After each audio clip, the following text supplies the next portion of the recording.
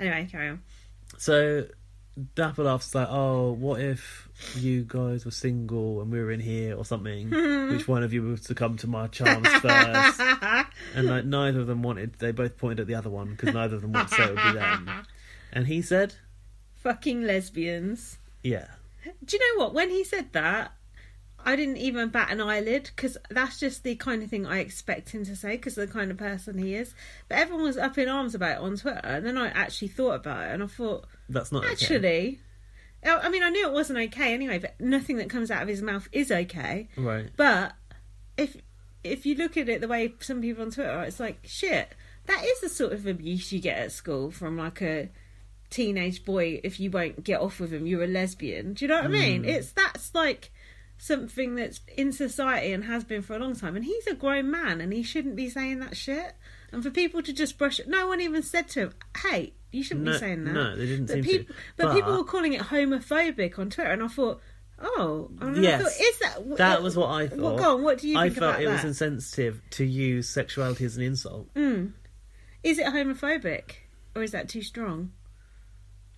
I think it's virginal homophobic. If the negative is that you're a lesbian, yeah, that's isn't true. that homophobic enough? You're a lesbian if you won't get off of him.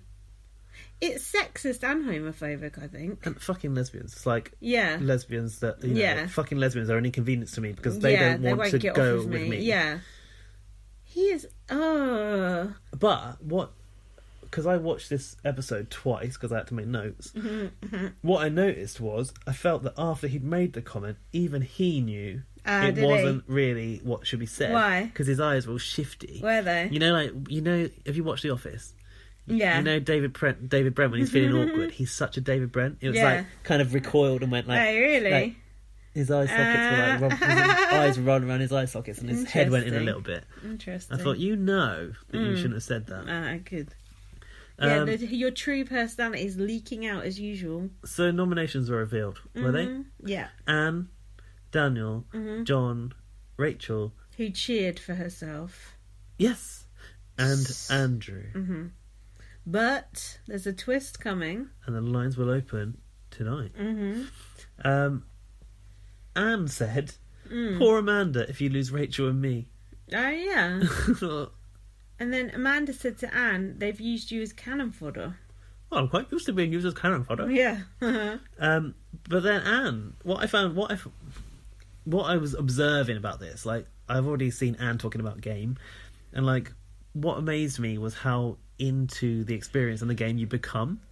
Like, you can't help, once you're in Big Brother, even if you're Anne Widdecombe, who thinks you're so superior and is a politician, talking about nominations like afterwards because it affects your life. So she goes into the bedroom and is like, aren't you amazed that John's nominated? Yeah, I was like, this is Anne Widdecombe. Yeah, that was interesting. Like, completely baffled by it. I think I would be shocked. Why would they nominate John? Yeah. She goes, I would be shocked if I was in there and he was nominated too. I was shocked. And did you notice Andrew's trying to cuddle Anne after she got nominated? He's always trying to touch Anne. I think that's why Anne nominated him that time, because I don't think she wants to be touched by anyone, let alone Andrew. But he really overdoes it with her. It's just, it's fake. Anyway, carry on. There was this puppy noise section between Shane, Jay and Jess, which is a bit weird. I said she's like an adult baby. Anne and Rachel were in the smoking area. This was a really good conversation. And Anne's like, goodbye to the grump and goodbye to the prude. That's what they're saying. And Rachel goes, I don't think I've been a complete grump. And I didn't say complete. I never used the word complete. And Rachel just slumped into the bench like, oh. Yeah. And then Rachel went on about it for the whole next day. Rachel just went on and on and on about it. And then Anne said, it's an intergenerational conflict with the younger housemates. But there is no conflict. There's a divide. There's a divide, but all the young people are perfectly polite to her. It's actually not necessarily intergenerational, because Anne is putting herself, Maggie and Amanda in the same bracket. And Rachel. Rachel's right in the middle. She said Rachel gets to go with the younger group. But actually, I don't think it's a divide like that. It's actually just Anne, isn't it? Yeah. Take her out, and I don't think the others would have a problem. And there's no conflict either. Compared to normal, there's nothing. But Anne may feel it because she may be starting to know that she's making people feel uncomfortable. So from her point of view, maybe she does feel that way. Anyway, moving on. So the rest of the housemates are playing hide and go seek, as they call it in America. I was thinking about that too. We call it just hide and seek. Why had to go? Yeah. So Rachel was like the average. Oh, in that spelling task, Anne spelt manoeuvre. Oh, Have we got to that yet? is that in here? Oh, was that when they were spelling things right or wrong? No. Oh, okay. I've got different something to say task. about that when we come to that. Okay. And it's to do with you, Kwame. Oh yeah, he spelled it in a real weird way. Yeah, Americans spell Not it the right different, way, so yeah. he thought Anna spelled it wrong, but Kwame, we know how to spell things. Yeah. We invented the language, No, but etc. that's how Americans spell it. They just take out the extra vowels that they didn't want. Yeah, because they might have to dumb it down Yeah, I know. so that they spell things phonetically. Rachel said the average age of this house is literally 10 years old. I can't do it anymore, Anne. I can't do it. This Literally. makes that entertains me, that kind of stuff. And Anne said they're infantilized by this situation. And then Rachel was like, maybe it's an under 50 thing that they can still play hide and seek, whatever. Anne said, I don't know what it is. We dinosaurs, we have nothing to lose but our sanity. Right. Did you see what Big Brother tweeted? Rachel hates it when Anne lumps her in with her. Do you know what I mean? As if they're the same age. Yeah. No, what's a Big Brother tweet? Big Brother tweeted, and your sanity. Don't forget and your dignity. Don't forget your dignity, which I thought was quite good. That's quite funny. See, I don't mind it on Twitter. There you Me neither. can do it. Exactly. So Courtney came out with the wigs again, right? And then she was wearing silver boots. Wayne dragged up, didn't he? Even that was a bit half-assed. Did he do his own makeup? He looked terrible. Courtney did it. He looked awful. I thought it was actually pretty funny. He said It was funny, He but said like Mrs. Trunchbull's here or something. yeah, he didn't look good. And Ashley said, "Oh, I'm not even thinking about being on a show."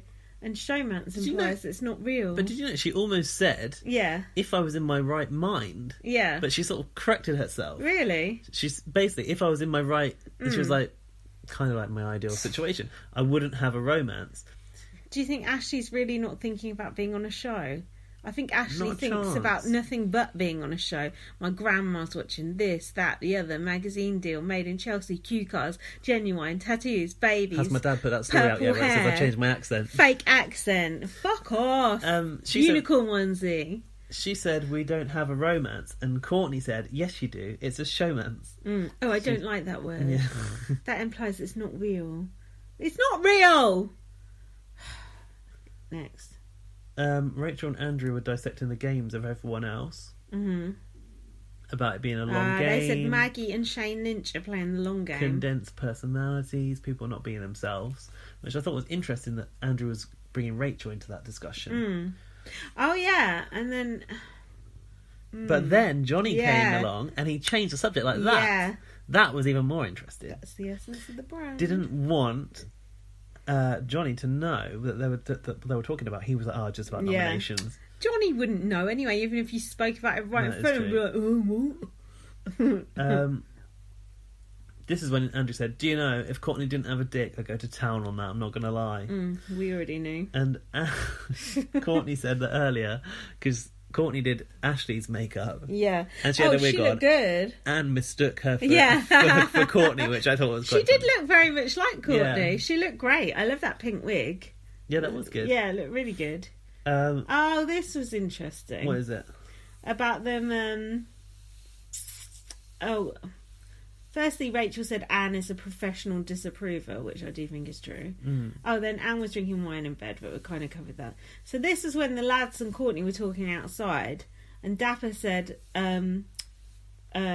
Andrew wants a one-way ticket to Gaytown, or I might have Courtney had that cap on, which made her look like a train driver. Oh yeah, he said he could almost fancy her. But she said she corrected it to Exploration Town or something. It's a one-way ticket to Exploratory Town. Yeah. And she said, "This is the problem with your fragile masculinity." And then Andrew said, "It takes a real man to take a dick up your arse." That's interesting that Andrew said that, isn't it? Yeah. What? I don't know. I just think it is. I just think that's it. Like, a lot of straight guys would not say, would never ever say that. Wouldn't dream of saying it. I know Andrew's saying it from the point of view of, it must hurt, so it takes a real man. Yeah. Or, I know he's saying it from that, but if you look at it another way, he's not. Is he okay with it? Yeah.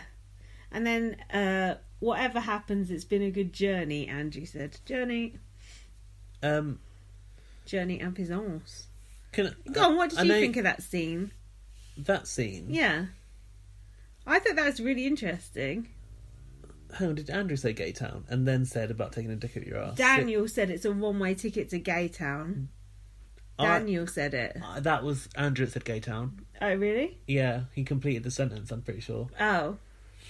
I didn't think much about it, to be honest with you. I think... Well, a lot of people were saying on Twitter about that conversation was homophobic. That they were saying... I thought saying Gay Town was slightly homophobic. Well, really? not quite well thought through, not necessarily homophobic. Well, it's just like his sexist things that he says all the time. It's just their lad band. Yeah. I know that you don't care about Rachel, but she did say something interesting in the diary room before that. She said, the thing about the Big Brother house is, you can go from queen one day to a mere pawn the next. And once you've got your head around that, then you know how to play the game a bit better. And I thought that was a very good observation of the game. BBUS talk. It's true story as well. So next was the secret labelling inside Courtney's jacket. Inside her fur coat. What was that? Oh, they were talking about Jess saying she was fake and she don't even talk like that and blah blah blah. We already talked about that, didn't we? It was so obvious that Johnny didn't know who was being talked about. He was just going along with it like yeah. With his eyes half and then shut. like, put what you want, put the letter that you want, and he put an A, and everyone else was like, no, it's Jess. Idiot. And also Amanda brought Anne some chocolate biscuits in bed. Wine and after she'd had the wine. Wine and chocolate biscuits. If you think about it, Anne probably Anne wasn't going to bed, but where else is she going to be? She's just chilling. But why doesn't she sit on the sofa? She's chilling. She don't want Anne's just chilling. She don't want to hear all the vulgar conversation. But there's several seating areas in there. You could sit in the bathroom. You could sit in the living room. I've got the hiccups now. If I hiccup again, I'm going to go get some water. This bit I didn't understand. After the labelling inside the jacket, labelling. Dapper I feel like someone's sewing a label inside the jacket, like when you go to school. Dapper said, "We're 3 Ps in a fucking come down here and fucking vote to my face." What? Someone was like, "We're 3 Ps in a pod." Yeah. And someone went, he goes, "We're 3 Ps in a fucking come down here and fucking vote to my face." It doesn't even... That's not even English. I don't know. I just said, what the fuck? I thought you might be able to help. No. He then revealed that one of the people he voted for he really likes, and the pennies seem to start to drop with what Andrew. What did he say that for? Stupid. Guilt, innit? Stupid. And then Courtney was waxing Andrew's bum. Kwame asked you, is it a gay thing? Didn't he said guys in America don't wax their bum. What, at all? That's what he said. Guys here have been waxing their bums since the early Guys noughties. here wax everything. But I wish they wouldn't. Just look at Andrew. Gross. The other Andrew. I like it. What? You didn't know what I was talking about when I said that. That's like one of your best impressions. I've forgotten it. How could you forget that? Oh, fuck, my notes have gone funny. And then Genuine accidentally told Thingy he loved her. Oh yeah, I went, I love everyone. And then was going around saying it to himself, I love you, I love everyone. That was so weird. What did you think about Andrew and Courtney having this, this last sort of scene where... you said you couldn't stop laughing at it or sort of thing. That was so good. Why were you laughing? It was just...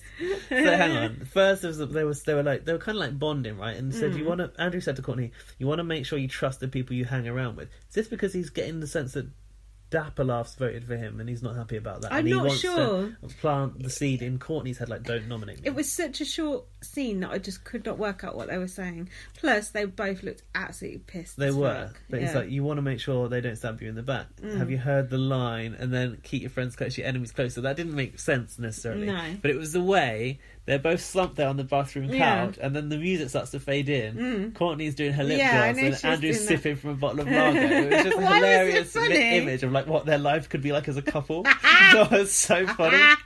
It was funny the way Courtney was doing her makeup because she looked fucking sozzled. Just absolutely pissed and so bored about what Andrew was saying. Like just chatting shit. I thought it was a beautiful moment. I'm glad you felt that way about it. It just tickled me so much. Right, it's 20 to 12 now. We've got one day to go. Yes! I suggest we wrap this up ASAP.